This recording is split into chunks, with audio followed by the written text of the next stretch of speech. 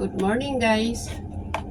Ganito ako pagka may ganitong tira naming grilled salmon.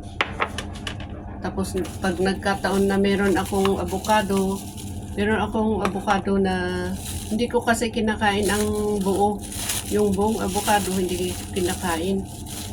Kalahati talaga pag dito sa bahay. Pero pag nasa labas, syempre maghanap ako ng pagbibigyan. Kung pwedeng ikip yung medyo nangitim na, hindi ko na sealed masyado. Kaya tinatanggal ko yung yung medyo nangitim.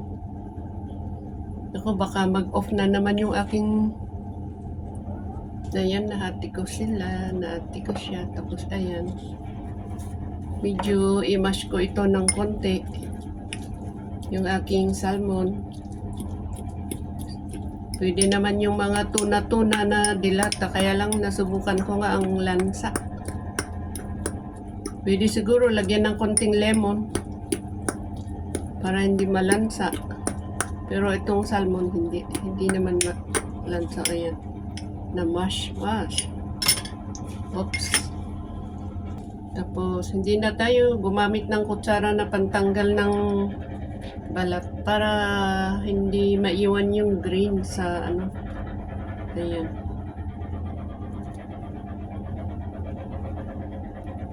Ako, may konting problema dito sa avocado.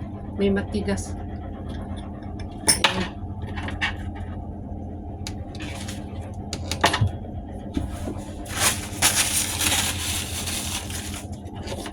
So, instead na mayonnaise ang aking ilalagay, ito na lang avocado. Umiiwas ako sa mayonnaise.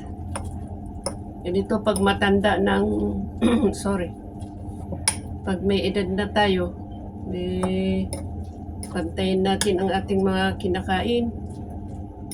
Gaya nito, avocado, kahit na masustansya, medyo pwede naman kainin ng buo, pero pag malaki, hindi ko alam. Basta ako, hindi ko inuubos ang isang buo, na lalo pag malaki. Kung yung maliit, pwede. Ayan. Yan. Kaya, yung aking mayonnaise,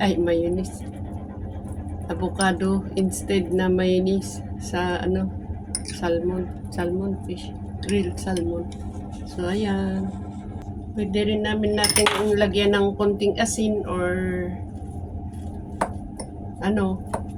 paminta. Pero ako, ayaw ko. Ito, tama na to sa akin. Pwedeng ganyan yung pag-slice ng tinapay, pero mas gusto ko yung ganito. Medyo pit-pit pa yung aking tinapay kasi kapon pa to. Naipit-ipit sa pamalengke. Ayan. Lagay na natin dito sa ating tinapay.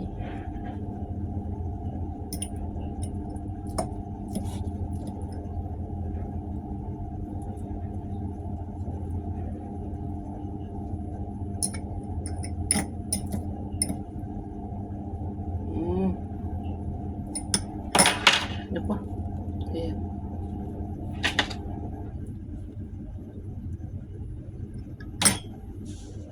May konti pa akong natira. So, ilagay ko dito sa aking meron akong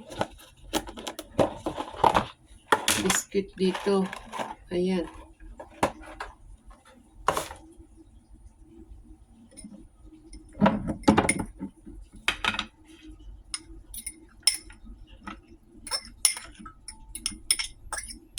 Ginagawa ko ito sa Skyflakes. Mas masarap sa Skyflakes kasi walang lasa. Ito kasi medyo matamis. Ayan.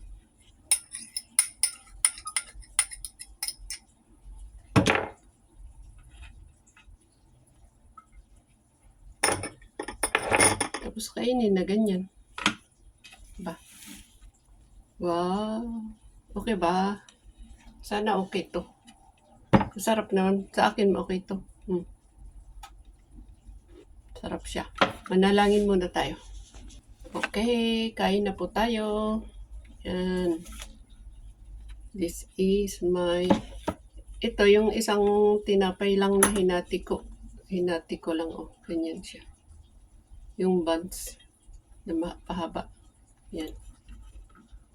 Yan. Tapos yung aking biscuit na ganyan. Nilalagay ko dito para madaling ano.